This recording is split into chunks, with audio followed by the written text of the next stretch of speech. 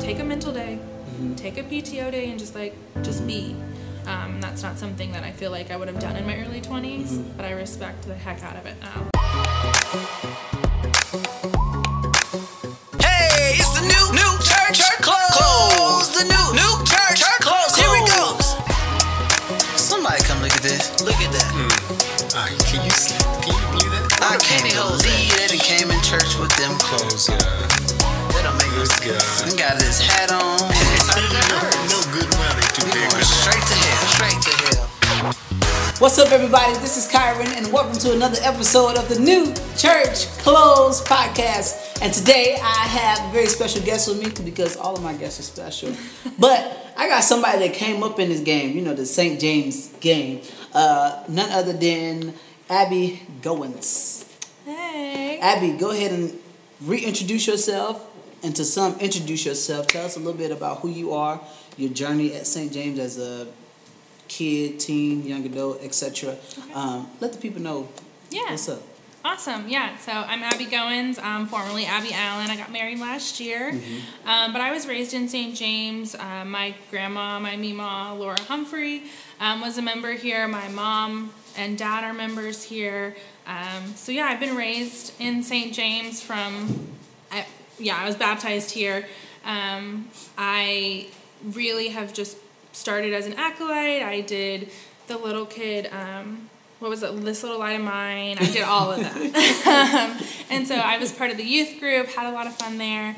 Went off to the University of Missouri in Columbia after high school. Graduated in 3 years and was like, now what? So I came back and my mom and I joke and my dad that I don't come to church every Sunday. I'm not that great at it, but I'm trying to be better. There was a time though where I didn't come that often, and I always still had my faith, and that was something that I think is important for every Christian is, if I'm not coming to church every Sunday, I still have God with me. Jesus Christ is always getting me through everything, and I mean through everything, because sometimes I wouldn't make it without him, most times. Listen, that's a sermon all within itself. But yeah. Thank you.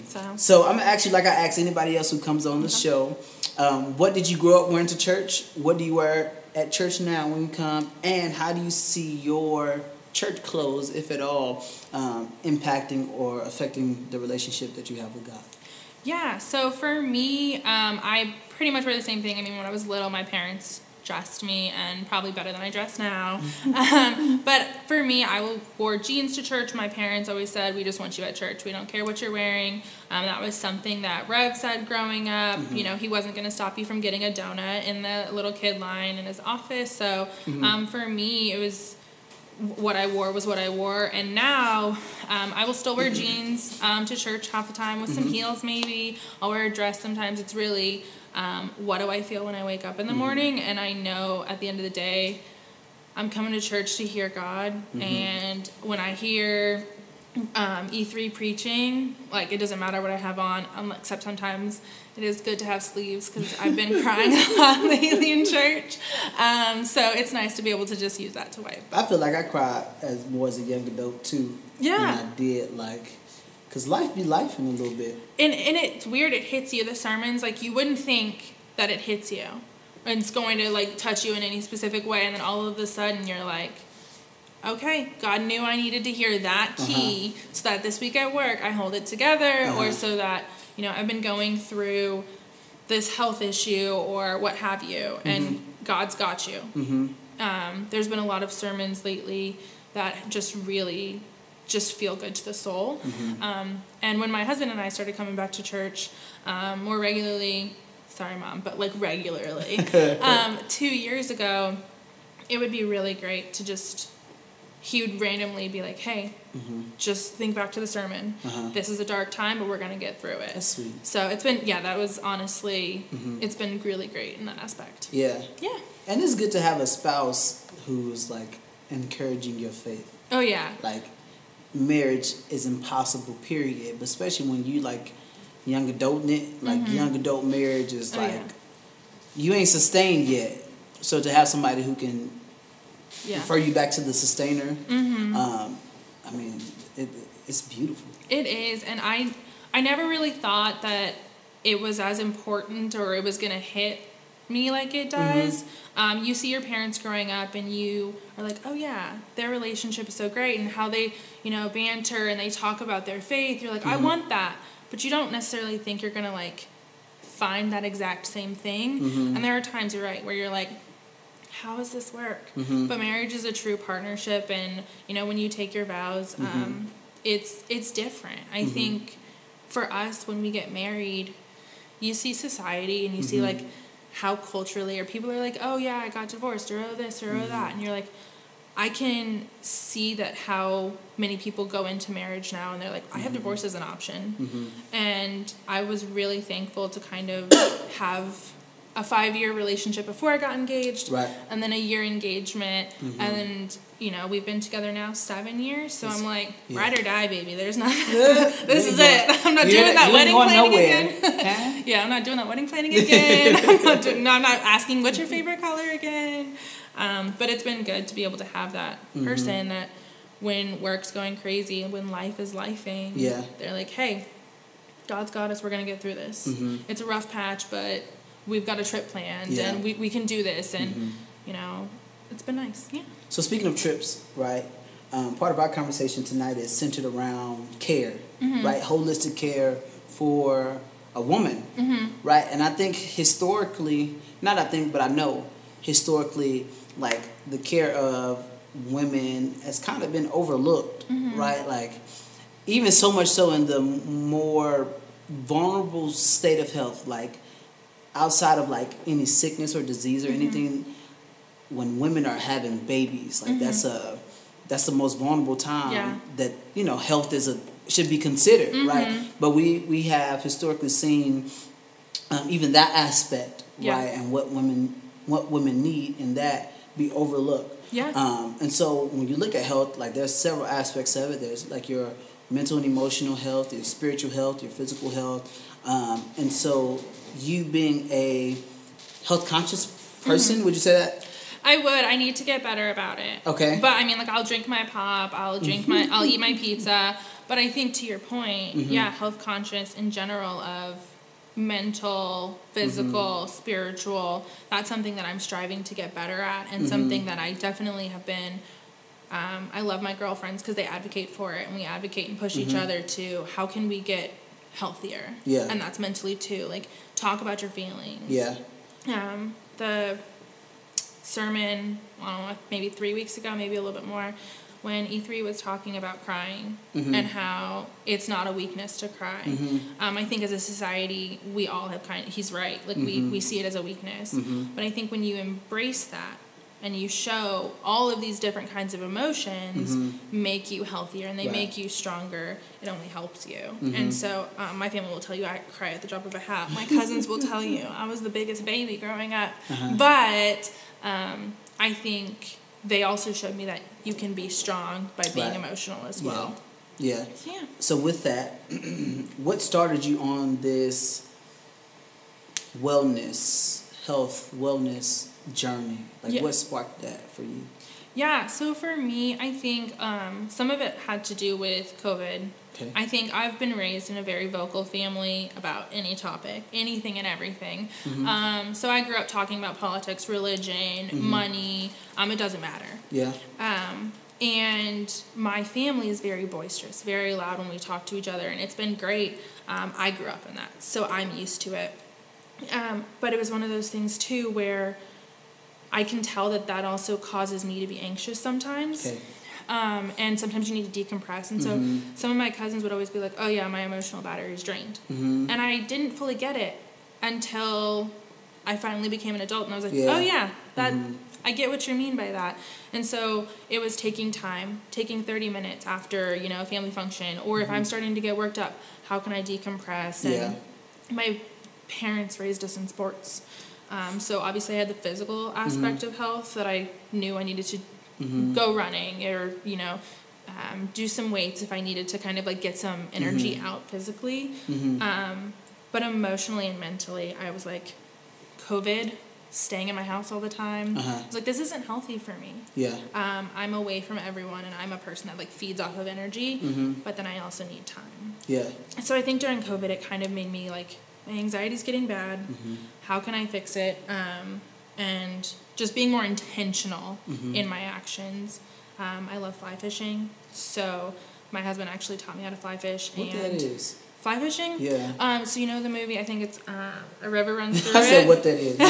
You know when you see them like casting like this with the rod? That's fly fishing. Okay. Yeah, so I started doing that when we met about 7 years ago, but that is something for us that just kind of helps me to decompress. And so I think anytime people can find that release, it's great for them. You know, some people it's like going to the gym, playing 3-on-3 basketball. Right. Some people it's reading a book. Right. Health can take such a different form, and I think for women, it's sometimes just sitting there and just like being at peace. Yeah. Women have such a great motherly, nourishing love, but they also take on that invisible labor, which I've heard that term over the past couple years, and I was like, what is that? Yeah. And it's the, hey, babe, what are we doing for the holidays? What are we getting your mom for Christmas? What are we doing this? And it's all of these small things that add up truly to another job. Yeah. It's not like just cooking. It's all of those small things that take to make a grocery list, make the household run. So yeah, I never realized all of those things also kind of burden you. But they're things we have to do. Right. I don't have enough money to have a full-time Not executive yet. assistant. Not yet. One day. Right. One Yeah. day. Yeah. You kind of touched on this, the relationship between like overstimulation and decompression. Right? Like even before we started recording, we were talking about how at one point, you know, you could be doing homework, writing a paper, and you listen to music, and you're doing this, that, and the third. And I used to could be that person. I am not that person anymore. I just, no. And so, but it probably wasn't until like, probably COVID, honestly, where I realized like I be getting overstimulated sometimes. And if I don't take a moment to just like breathe, right? Like I find myself like it makes me like overstimulation makes me sick, right? Like it, and I probably do be getting anxious, honestly. Like it just makes my body not feel normal, right? You know what I'm saying? And just being able to address that, but not address it, but recognize it and then address it for what it is. We have to do better at that as a people. Oh yeah. So speak to that a little bit. Yeah, I would definitely say that is something. So I am typically behind the camera. I do not always love being in front of it. But I think one thing that I love doing is you can kind of feel it in your heart when you're starting to get overstimulated. And you can't always just stop in that moment. Right. It would be great if you could every time. I think I need a overstimulation break now. So we're going to cut to commercial real quick, and we'll see you soon. We're doing something new and exciting here at St. James. I get asked a lot of questions about the Bible, about faith, about church history, and so much more. So we're going to take time each week where I answer some of the questions that I'm asked the most. So be on the lookout, your social media page, our social media page, YouTube, and so on, where I'll be answering frequently asked questions. For a complete list of all the meetings and activities at St. James, look no further than your email box. The St. James e-News is updated each Thursday afternoon. And we're back from being overstimulated. I hope that you didn't lose your train of thought. No, you're totally fine. I think, honestly, it helped me refocus. Right. But I think sometimes we just keep going and we need to get the job done. We need to get it done. We need to get it done. We need to make sure we say hi to this person and do this. Yeah. And that comes up because you don't want to let people down. Yeah. And so I think it's kind of like we got to set that boundary. And then you can easily, once you've now set the boundary of, hey, I'm going to do this, I'm going to do this, and I'm going to do this. But too much would get me to the point of overstimulation. I get to that point. My family doesn't like when I get to that point. Sometimes I get kind of cranky. Sorry, babe. When I get to that point. But I think as long as we all recognize it or find those triggers, then it helps us to be like, okay, I can tell that this is happening. Now let me take 5 minutes. Yeah. But it's also about communication in those times. You can't just shut down. I think we as a society also shut down a lot Yeah. and just we don't talk about it. And then Yeah. you're like, well, are you mad? What's happening? So then it causes people to come at you more. So if you can communicate and be like, I need 5 minutes. My husband is really great at that. He is a very introverted person, and he is a thinker, and I'm a talker. Okay. So for me, he's kind of been that piece, and he's able to make me realize, hey, take a breath. It doesn't all need to happen perfectly. It doesn't need to all happen right now. Just because I want my deck to be done, my basement to be done, I want to have everything planned for a trip. You know, we want to have a kid. All of these things happening right now. Take time and just let God let it, have it happen. So it's been kind of nice too, because he helps me to remember God's got us. Like, just breathe in it. One of my favorite Bible verses growing up, I wrote on my cross-country cleats, and Philippians 4:13. I can do all things in Christ who strengthens me, and I just need to remember that more than I do. And I think to help with the overstimulation, if you have that verse, that quote, that what have you, that can help recenter you. It helps out a lot. Yeah. Yeah. So as a woman, right, how do you, outside of your husband, right, because it sounds like he really, really gets you. And if he didn't, I don't think y'all would be married. But how do you advocate for yourself, maybe in the workplace, in society, and just saying like, hey, bro, give me a second, like, I need a moment. Yeah. Like, how do you do that? Because and I think it's because men typically be avoidant anyway, that it's like, I don't want to talk right now. Yeah. But women historically haven't been able to do that because, like you said, like, for whatever reason, the historical trend is like gender norms and you know, some of the stuff that comes with that. But even in the workplace, like, how have you been able to advocate for yourself? Or if not, you know, how do you get to that point? Yeah. So for the longest time, I didn't. And it's not that I just outright didn't. It's just, I didn't want to let people down. I was like, let me just take on all this work and more. And I still do that. Okay. But I do want to get more boundaries in place. Gotcha. But I do think also one of the things that has helped me is seeing other women in the workplace and just like how they are handling it. Being very open about, you know, at my previous company, hey, this is the work we're going through. How can we adjust this? How can we tweak that? Okay, maybe you don't work till 6 p.m. tonight. And I've been very fortunate. I've always had bosses that have championed having a work life and a home life. I don't work in order to live, or I work in order to live. I don't live to work. And so that for me is something that I'm still trying to do better at. There are some nights where I do work after the hours, but growing up in, you know, my mom worked for the government and showed me, you work from this time to this time, you work hard, you get your job done, and then you also have a family and a life. My dad, you know, worked his butt off, role model that I probably don't tell enough, but someone that I always aspire to have as hard of a work ethic as he does, because it's insane to me. But he always showed me that you have to still be able to show up for your family. And if you burn out at work, then you can't. And so that's something I always respected, was that he always showed up. My mom always showed up. They were always there to kind of have that life as well. And so for a while I'll just work, I'll work.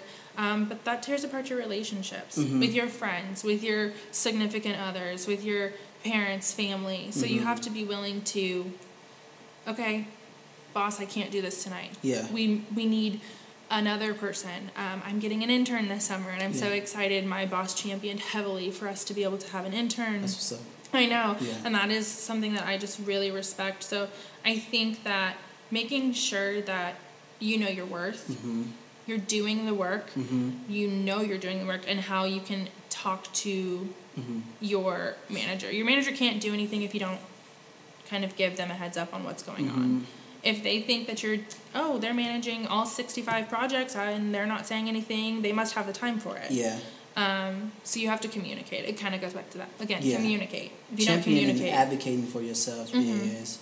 a huge thing, and we're starting to see an uprise for women doing that. Yeah. And I love it, right? Because, like I said, historically, society has kind of forced women to take like I don't want to say like the shut up role, but more so like you just be quiet. It. Yeah. And whole time like there have been men who've said that, but then also like haven't gotten the job done either. So it's been like this weird double standard. Like I can't advocate for myself so that I can be well, like I can be my best self. I can show up as my best self, whatever that looks like. But on the other hand, you don't show up as your best self either. Yeah. And you take that time. Yeah. Right? And so I'm glad we're starting to see like this cultural and societal shift in the way that we just approach life, and the way and our appreciation for women. Yeah. For real. Well, and to that point though, I think also like my appreciation for men that are also allies in that. Like I said, I've had several male bosses, and I've had female bosses in my career as well. You're not going to have all females that are championing you to have boundaries. But I've had so many male bosses and so many male figures in my life. My papa, my brother, my cousins, they all, and my dad, like, hey, here's a boundary you should set for yourself. So I think, just like we need as black people, we need allies. Yeah. Just as women, we need allies. Just as men, you need allies. Yeah. I can only speak so much to, as a woman, what I need. But having a man also be able to be like, yeah, I see you, I hear you, let me show how I can help with that. Tell me what I need to do to help you as well. And be a society, and just that partnership has been really nice. So, yeah, I champion for myself, but I also have girlfriends that have helped me to get to where I am. Every one of my bridesmaids, maids of honor were former co-workers of mine. Okay. One is currently a co-worker because she told me about the current job I have. Okay. So I think also just making sure you have those relationships that are willing to be like, you need to stop. Health-wise, you can't keep going. You need to just take that break. Yeah. I've had so many friends be like, take a mental day, take a PTO day, and just be. That's not something that I feel like I would have done in my early 20s, but I respect the heck out of it now. I think we, like the young adults have, and I've said this too, people like, bro, you just go. Like, you've been in school for 20 years. It feels like 20 years. And I said to myself, I'm like, okay, if I could allot 5 to 10 years post high school of like just grinding, and I can breathe after that. The reality of that actually happened is probably just not going to happen. Yeah. But just pacing myself, right? Yeah. And being intentional. I think a lot of young adults have it made up in their head, especially like single young adults with kids. Like, you'll see them like working. And I don't say that to be stereotypical, but like I have friends who, they've never been married, they don't have any kids, and they just like go. And it's like, all right, bro, when you gonna breathe though? Like, when you gonna be okay? Because we can't even, we can't even go kick it. Yeah. And then when we do go kick it, you exhausted. Yeah. Because you done wasted your time on the clock with somebody else. Yeah. And that's a whole nother thing. I'm really bad at that because my friends are always like, you want to go out? And I'm like, no. But I did that. Like, I worked from 7 a.m. to 6 p.m. and then I went home and let my dog out, and then I went out with my friends, and so like I got to have that. But I do think we do have a problem of like, let's just grind. I don't want to grind. Yeah. I don't want to have to grind in order to live. Yeah. I told a former executive at one of my companies, one of my past companies, I just want the American dream. I want to be able to, me and my partner, work 40 hours a week. Really, right. Let's be real. It's probably like 45 to 50 nowadays, but 45 to 50 hours. And then I want to have a house, and I don't want to have to struggle. I don't want to have to kill myself to make ends meet. Yeah. And they're like, well, the American dream is dead. Well, that's not fair. We all want to, our generation, millennials, I think, are some of the hardest working people I know, because we're raised by the generations before us who showed us. You're a millennial? I am. I'm a Gen Z. You're a Gen Zer? See, I'm so old. It's okay. It's okay. I feel okay in that. I used to feel bad. Like when I turned 30, I was like, man.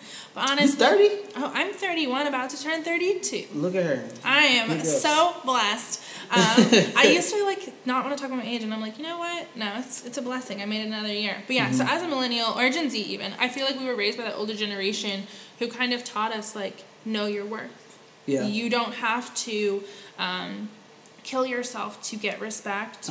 You don't have to kill yourself to make ends meet. I mean, sometimes we do. Yeah. But they wanted more for us, and that's what I want for my kids one day is more from them, more for them. So I'm gonna do everything in my power to do that, which also means taking the time now to not burn out. Yeah, I like to be involved, but I don't like to feel busy. But in my involvement, sometimes I do feel like I'm super busy. Then I become overwhelmed, and then because I'm overwhelmed, I become overstimulated. And now because I'm overstimulated, now I feel sick. And now I need to go lay on my bed until I'm late for work. That shouldn't be the thing, and not saying that happens, but that maybe. I got a planning period first, obviously. But the reality of it is just being intentional about your health journey and being able to advocate not just to other people but advocate to yourself and tell yourself bro, you are working I'm gonna say it. Be good. Yeah. But yeah, you working too hard. And just being able to be okay with that and just be able to take a moment to say, you know what, the work is still gonna be here after I get done with this break. Yeah. And even so much so again, I didn't realize how anxious I become until I became an adult. Probably honestly, I think I didn't start getting super duper anxious or overstimulated or really paying attention to the overstimulation until I was by myself as a divorcee, right? And it's okay, I don't go home to nobody but myself, but I still feel like I got a whole bunch of stuff to do. And even in that, it's okay, you got to process I absolutely, even as a single dad, I still need to take time to just process through that for sure. and just be okay with breathing. Honestly, just being okay with breathing. And I think that's something too, for me over the past few years, I've developed hives. Okay. So when I get too anxious, my body will literally tell me. I start getting itchy, or I start seeing red spots, and I'm like, okay, I should probably calm down a bit. But I do think you have to, when you're alone, even when you have responsibilities, you have to be able to be okay, I need to take this time because I'm lashing out, or I'm getting emotional for no reason, or my heart rate feels elevated. Yeah. And take that time because I never realized my anxiety was as bad as it was. And I was like, oh my gosh, this is not okay. I cannot have an upset stomach because I'm killing myself to get something done. That people at my job say this all the time, and I respect the heck out of it. They're like, we're not curing cancer. What we're doing is marketing. And while it is very important and we want to make sure both our internal and external clients are satisfied and very happy with the product, I have to still be able to live tomorrow. So that's good. We're going to go ahead and take another commercial break, and we'll be right back.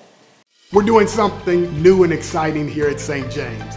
I get asked a lot of questions about the Bible, about faith, about church history, and so much more. So we're going to take time each week where I answer some of the questions that I'm asked the most.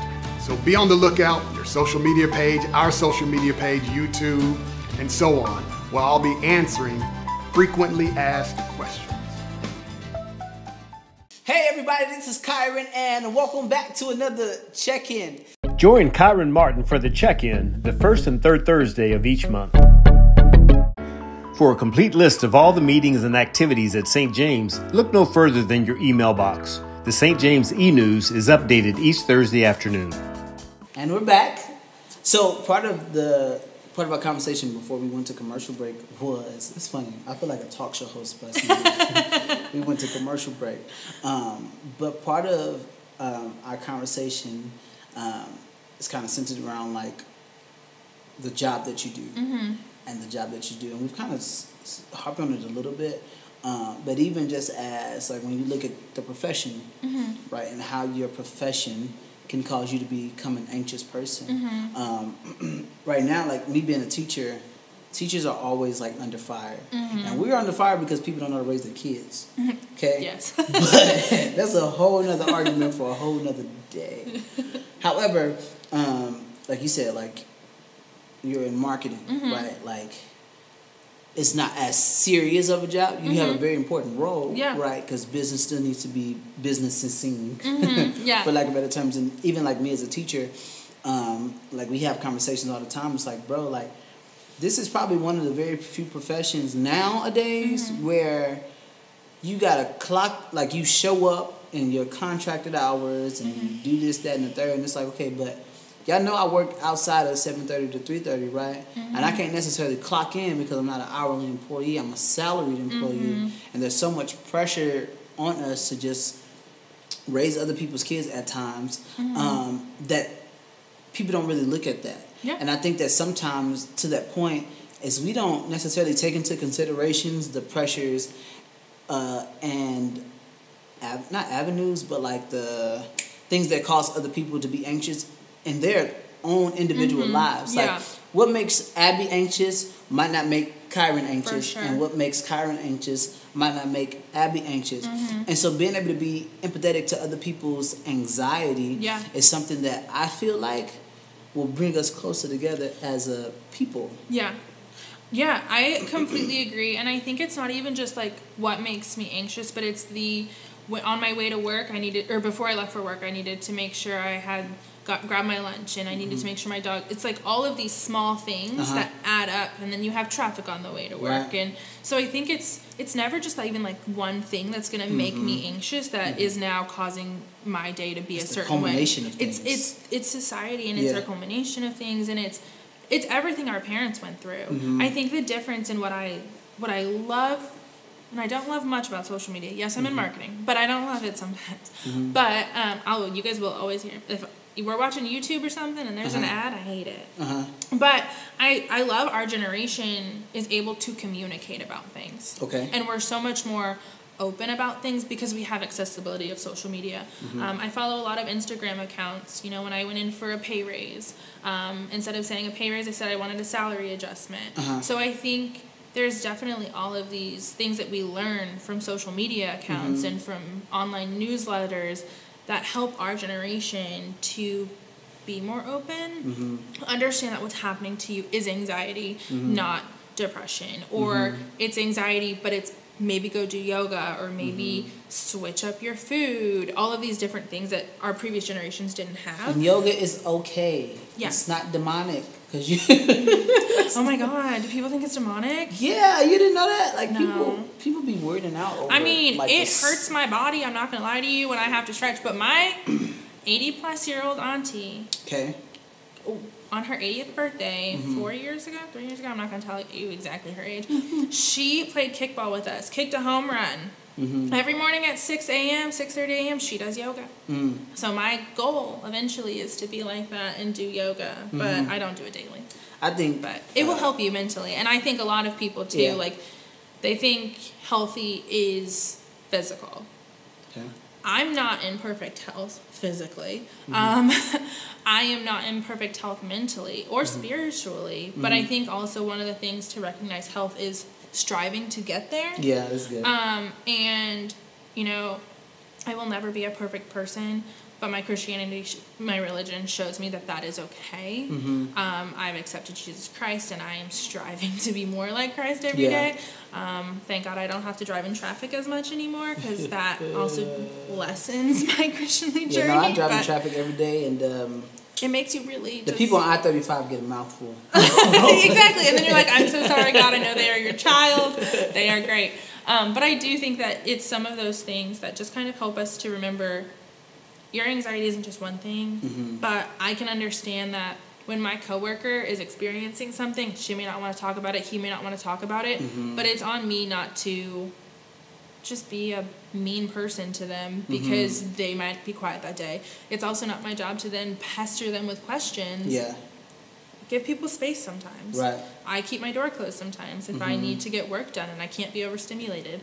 I was talking before this recording, you know, one of my one of my favorite things to do is talk to people. I love that. But I need to get my work done. And sometimes I can't have both. And respecting that boundary, I think, is something that I love about my new job. And I love that people in society are respecting boundaries more and understanding and being empathetic to that point. So, yeah. That's good. I definitely appreciate you stopping by to converse with me today. Yeah. It has been a joy, and we'll definitely have to spin the block for another conversation. Yeah. Whenever both of our schedules allow. I know, it's so busy all the time. But I definitely appreciate, just being able to be open on today's conversation and episode on the New Church Clothes podcast platform. Yeah, awesome. Thank you again. Yeah. Definitely don't take it for granted. Would you want to take the liberty and praying us out? Me? Okay. Sure. Dear Heavenly Father, we come to you today and we just want to say thank you for getting us through this day, and thank you for helping us to get here so that we can have this conversation, reminding us that spiritual health, mental health, and physical health all matter so much, and we can only do it through you. And we want to say thank you, Lord, for everything. We ask these things in your Son Jesus Christ's blessed name. Amen. Thank you. Thank you. As we go out of this conversation, this is what I want you to take with you. Before we meet again next Thursday for the check-in, I want you to take time to figure out, if you have not done so already, what does it look like to have a self-care moment? What does it look like for you to have a healthy moment? What does it look like for you as an individual person to decompress, to not allow yourself to be overstimulated, to take a break and to breathe? While you're figuring it out, we gonna get ready for another episode of the check-in. So I want you to join me every second and fourth Thursday for the check-in, and every first and third Thursday for the New Church Clothes podcast. God bless you.